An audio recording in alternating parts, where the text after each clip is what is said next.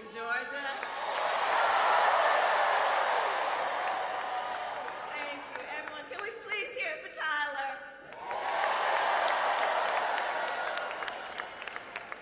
I want to thank Tyler for that incredible introduction. I invited him and several other young entrepreneurs to come and visit with me at the White House. And we had a really very long and important conversation about the future of America. And Tyler, you represent the best of our future. Thank you for that.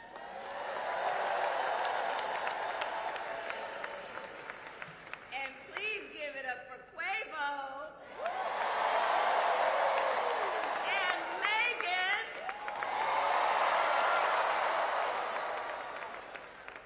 So it is so good to see everyone. And let me also thank our incredible members of Congress who are with us this evening. Senator John Ossoff, Senator Raphael Warnock, and Representative Nikema Williams, to Mayor Andre Dickens, thank you for welcoming me to Atlanta, and thank you to the great Stacey Abrams.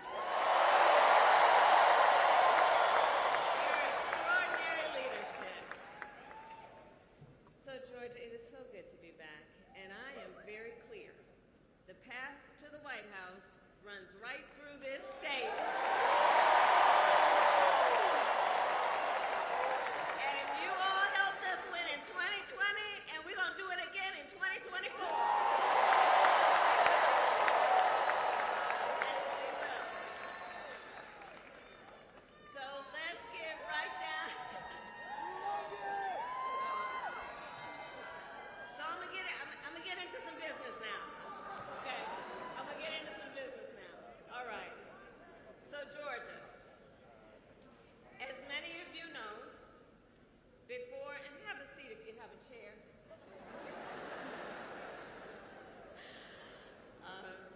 As many of you know, before I was elected vice president, and before I was elected a United States Senator, I was an elected Attorney General and an elected District Attorney. And before that, I was a courtroom prosecutor. So in those roles, I took on perpetrators of all kinds.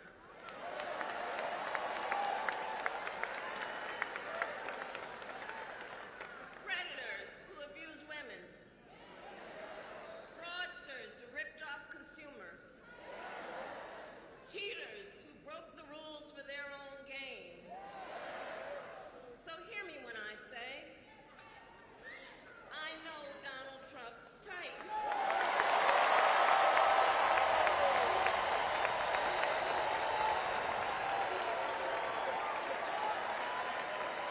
know the type.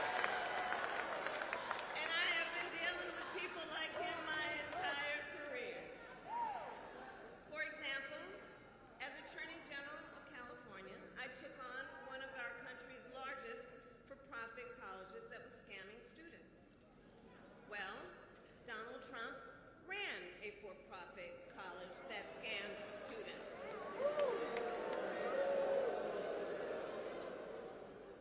As a prosecutor, I specialized in child sexual abuse cases and sexual abuse cases. Well, Trump was found liable for committing sexual abuse. And as an Attorney General, I held the big Wall Street banks accountable for fraud. Donald Trump was just found guilty of fraud, 34 counts.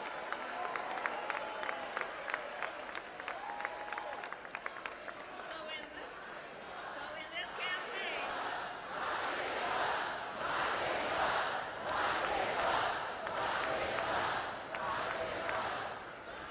this campaign, I will proudly put my record against his any day of the week. Any day of the week. Including, for example, on the issue of immigration. So I was the Attorney General of a border state. In that job, I walked underground tunnels between the United States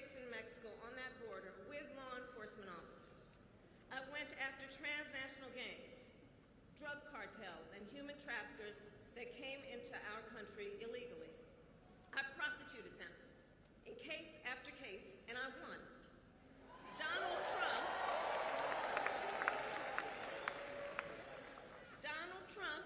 on the other hand, has been talking a big game about securing our border, but he does not walk the walk. Or as my friend Quavo would say, he does not walk it like he talks it.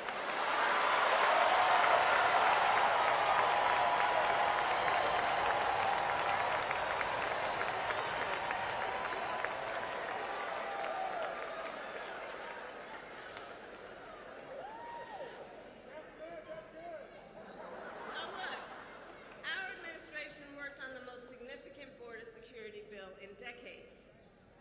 Some of the most conservative Republicans in Washington, D.C. supported the bill. Even the Border Patrol endorsed it. It was all set to pass. But at the last minute, Trump directed his allies in the Senate to vote it down. Right. He tanked the bipartisan deal because he thought it would help him win an election. Which goes to show Donald Trump does not care about border security. He only cares about himself.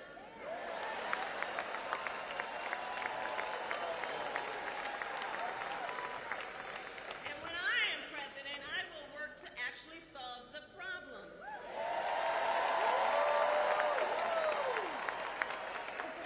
So here is my pledge to you. As president, I will bring back the border security bill that Donald Trump killed, and I will sign it into law and show Donald Trump what real leadership looks like.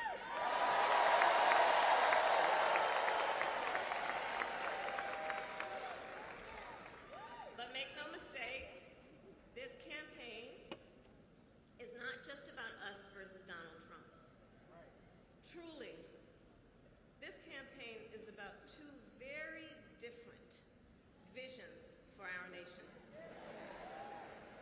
One focused on the future, the other focused on the past.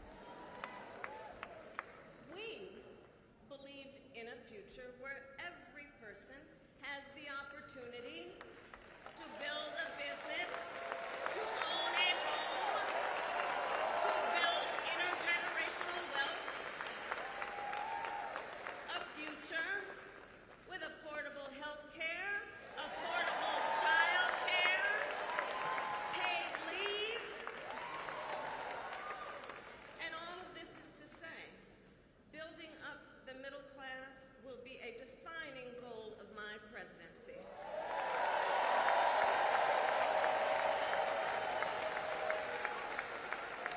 Because we here all know when our middle class is strong, America is strong.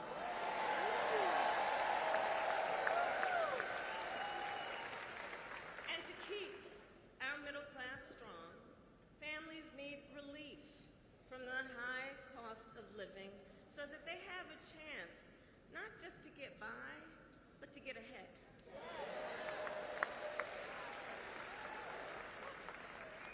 And yes, it is true that by many indicators, our economy is the strongest in the world.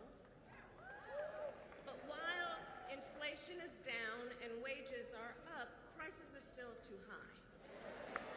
You know it and I know it. And when we win this election, here's what we're going to do about it. On day one, I will take on price gouging and bring down costs.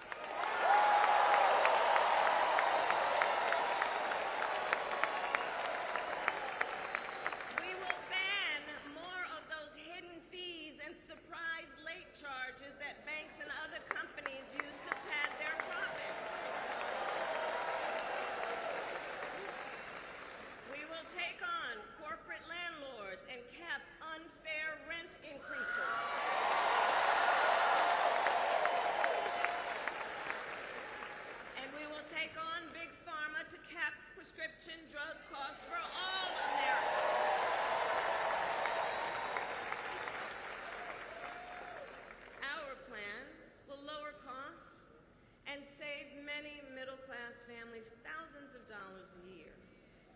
But Donald Trump has a different plan in mind, one that would raise prices on middle-class families. Just look at his Project 2025 agenda. I take it you've seen it. Project 2025 is a plan to weaken the middle class. Be clear. And Donald Trump intends to cut Social Security and Medicare. He intends to give tax breaks to billionaires and big corporations. He intends to gut our investments in clean energy jobs. He intends to end the Affordable Care Act, to take us back to a time when insurance companies had the power to deny people with pre-existing conditions. You guys remember what that was? Children with asthma, breast cancer survivors, grandparents with diabetes. Georgia, America has tried these failed policies before, and we are not going back. We're not going back.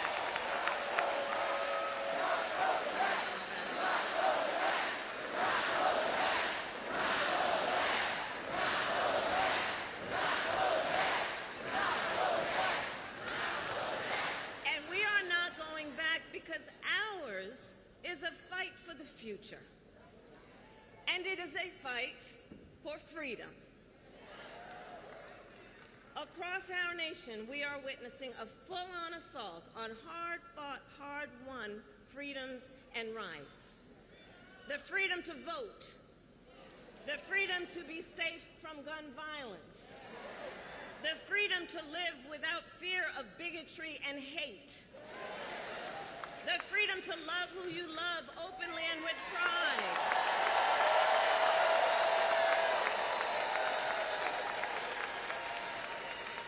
freedom to learn and acknowledge our true and full history.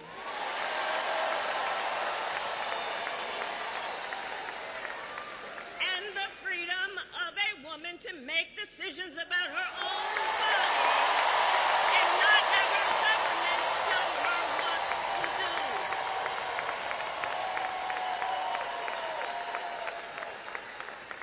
Ours is a fight for the future and for freedom. And I don't have to tell folks in Atlanta that generations of Americans before us led the fight for freedom. And now, the baton is in our hands.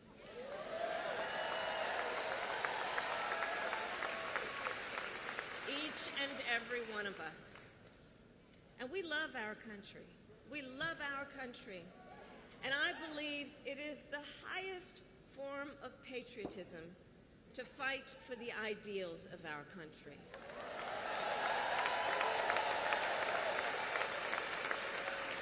And so, we who believe in the sacred freedom to vote will finally pass the Freedom to Vote Act and the John Lewis Voting Rights Advancement Act.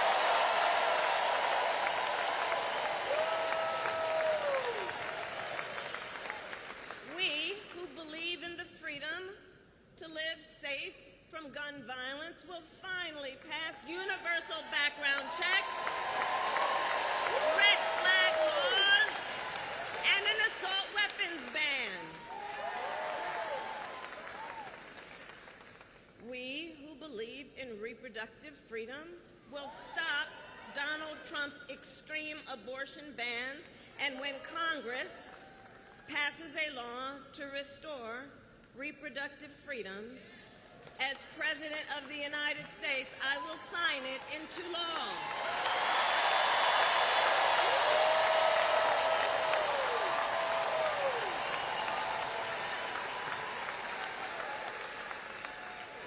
So November 5th is in 98 days.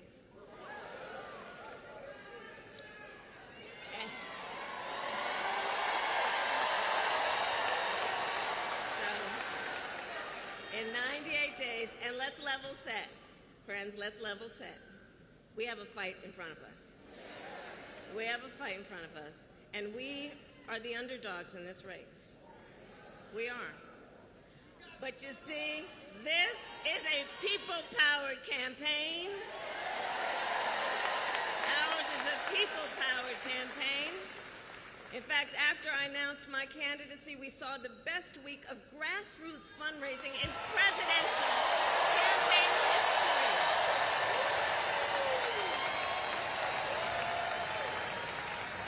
And if you go to KamalaHarris.com, you can help us build on that success. So the momentum in this race is shifting. And there are signs that Donald Trump is feeling it. You may have noticed. So last week, you may have seen, he pulled out of the debate in September he had previously agreed to.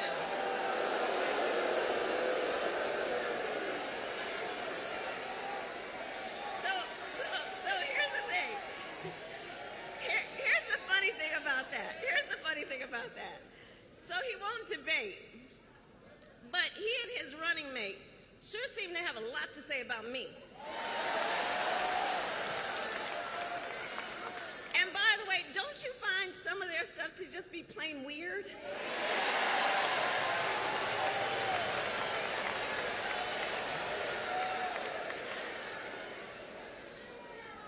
Well, Donald,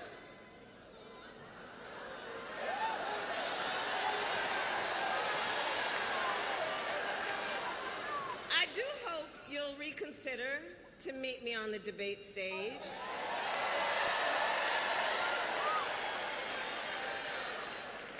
Because as the saying goes, if you've got something to say, say it to my face.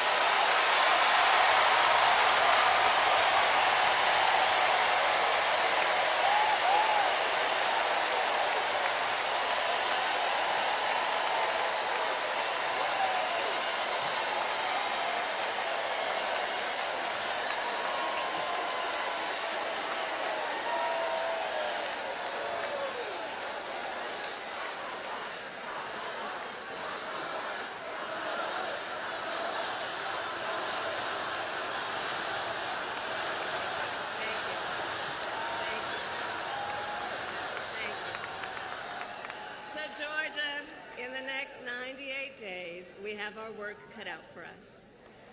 And this is not going to be easy. This is hard work, but we like hard work. Hard work is good work. So Georgia, today I ask you, are you ready to get to work? Do we believe in freedom? Do we believe in opportunity? Do we believe in the promise of America? And are we ready to fight for it?